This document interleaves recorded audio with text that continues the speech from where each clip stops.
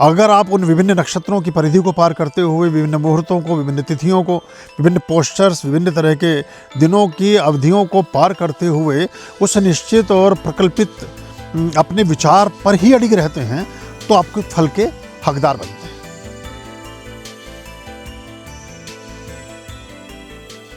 आर्यम आर्यम गुरुदेव।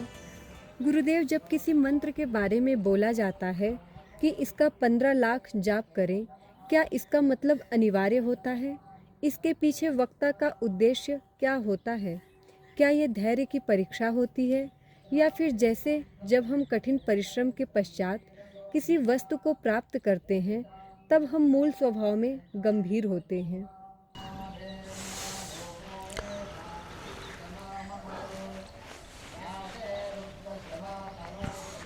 जितने भी मंत्र हैं वे सब पुनरुक्तियाँ हैं। उनमें पुनश्चर्या का जो विधान है वो अपने विशेष मान्यताएं रखता है,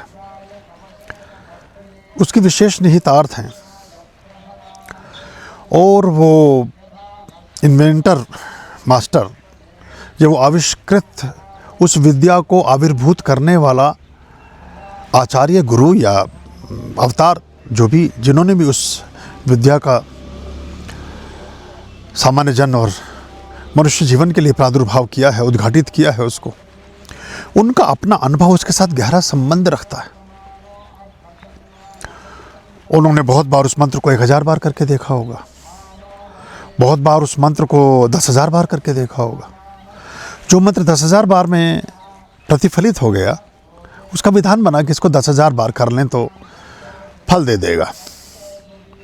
तो जो मंत्र 1 लाख बार में हुआ, उसके बारे में विधान बना कि 1 लाख में कर देगा। जो 15 लाख में जाकर के फलित हुआ, उसके बारे में कहा गया कि 10 या 15 लाख में इतने परिश्रम से ये मंत्र काम करेगा।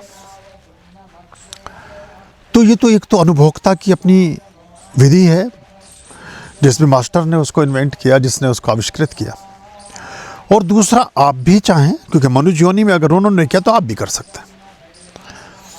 पैरासीटामोल अगर भोपाल में रहने वाले आदमी का बुखार उतार रही है, तो वो जोधपुर में रहने वाले का भी बुखार उतार देगी। वो तो एक नियम हुआ, इसलिए उसका विधान रखा गया।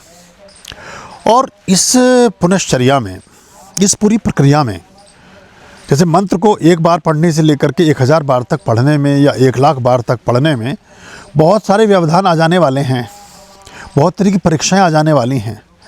आपके बुद्धि, चित्त, मन और स्वभाव और प्रकृति और परिस्थिति और उपलब्धता, अनुपलब्धता, अभाव और प्रभाव और स्वभाव और सब चीज़ों में ऊपर नीचे परिवर्तन हो जाने वाला है, क्योंकि एक बैठक में नहीं हो सकता है। इसके लिए एक अवधि चाहिए। उस अवधि में वो आने वाले जो प्रभाव हैं, वो बदलने वाले जो नक्षत्राज हैं, वो निरंतर बदलने वाले जो मुहूर्त हैं, वो परिवर्तित होते जाने वाली जो व्यवस्थाएं हैं, उनमें भी अडिग रह करके इसको करते रह सकते हैं क्या? अगर आप उन विभिन्न नक्षत्रों की परिधि को पार करते हुए विभिन्न मुहूर्तों को, विभिन्न तिथियों को, विभिन्न पोस्चर्स, विभिन्न तरह के दिनों की अवधियों को पार करते हुए उस निश्चित और प्रकल्पित अपने विचार पर ही अड़िग रहते हैं, तो आपके फल के हकदार बनते हैं। जैसे कि एक प्रश्न ये हो सकता है कि एक विद्यार्थी 16 वर्ष में या 20 वर्ष में ही क्यों पीएचडी या एमए कर पाता है, वो 4 वर्ष में एमए क्यों नहीं कर सकता? अक्षर ज्ञान तो उसको हो ही गया, सीधा 10वीं कक्षा के बाद अगले साल ही उसको पीएचडी दे देनी चाहिए। लेकिन नहीं, हमारे दिमाग के, हमारे सारे जो व्यवस्थाएं हैं ज्ञान की, उनके प्रकोष्ठ की भी कुछ अवधियां हैं, उनके प्रकोष्ठ के कुछ वर्तुल हैं, कुछ सीमाएं हैं ग्रहण करने की भी। ज्ञान को ग्रहण करने की भी एक सीमा है। मनोरंजन में लगे रहने का भी एक कालावधि है। हर समय मौज मस्ती करते रहने की भी एक कालावधि है। हर समय दुख और विषाद में रहने की भी एक कालावधि है।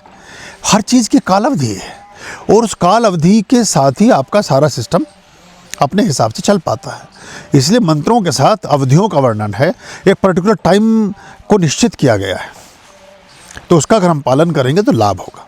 खुश रहिए।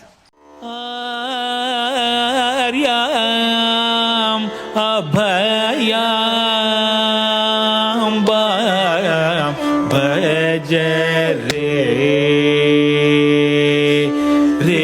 चित संत